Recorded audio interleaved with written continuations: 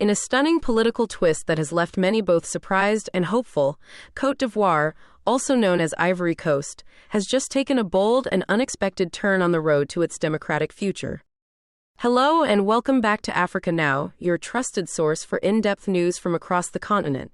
If you're new to the channel, don't forget to subscribe and hit the notification bell so you never miss an important update. Now, let's get straight into today's breaking story. The name of current President Alassane Ouattara has been officially removed from the National Electoral Register. This development comes amid mounting pressure and days of intense protests across the country, most notably in the economic capital, Abidjan. The announcement has shocked observers at home and abroad. For over a decade, Ouattara has been a central figure in Ivorian politics. He came to power in 2010 after a disputed election against then-President Laurent Gbagbo, a contest that tragically spiraled into a civil conflict, claiming over 3,000 lives. But today, the tables have turned. In an ironic twist of fate, Laurent Gbagbo, once ousted and even tried at the International Criminal Court, is now making a full return to the political arena. And this time, it seems the path has been cleared, legally and strategically, for his comeback. The removal of Ouattara's name from the electoral list is being interpreted as a definitive end to any plans for a potential fourth term, a move that had stirred significant controversy in recent months. Although President Ouattara has not publicly declared intentions to run again, critics argue that behind-the-scenes maneuvering suggested otherwise. That speculation triggered nationwide unrest. Over the past few weeks, thousands of citizens, young and old from various political backgrounds, took to the streets. The streets of Abidjan, Bouaké, Yamoussoukro, and other major cities were filled with chants, banners, and demands.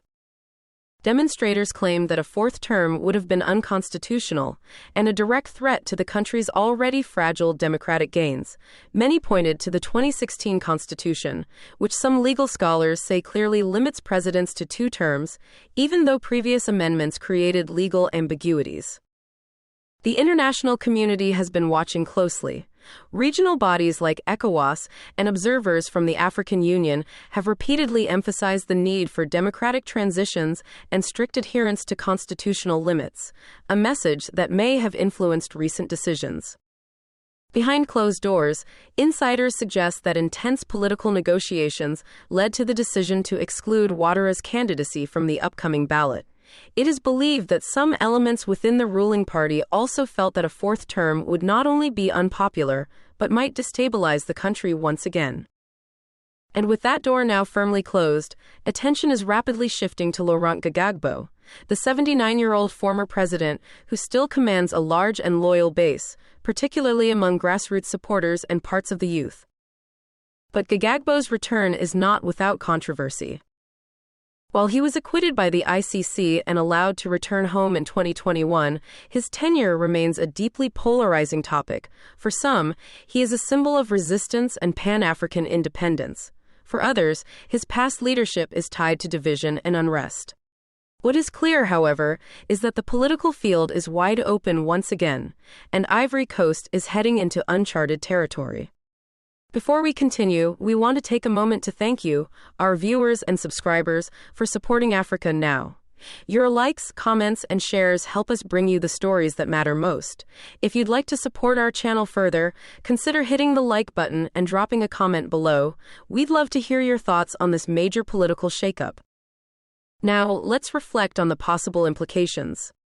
The coming months will be crucial. Will Gbagbo officially announce his candidacy? Will new political alliances form? And perhaps most importantly, can Ivory Coast avoid another descent into political violence?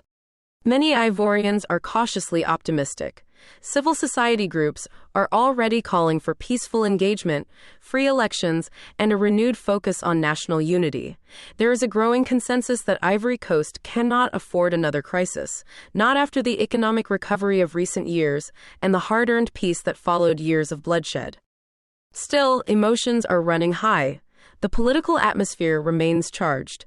The Electoral Commission has yet to release the final list of candidates, and rumors abound about possible surprise entries or last-minute coalitions. In the meantime, the world is watching. Ivory Coast, once hailed as a model of stability in West Africa, is again at a crossroads. Let us end with a simple reminder. Disclaimer for peace. Africa Now remains committed to peace, truth, and dialogue. In discussing political events, we urge all our viewers, both inside and outside Ivory Coast, to remain calm, respectful, and focused on constructive solutions. Political competition should never lead to violence or hatred. True leadership lies in unity, progress, and the collective will of the people. That's it for today's update. If you found this video helpful, please give it a thumbs up and share it with others who want to stay informed about Africa's evolving political scene. Don't forget to subscribe and turn on notifications. We'll be covering all the latest developments as they unfold. Thank you for watching Africa Now. Stay safe, stay informed, and stay hopeful.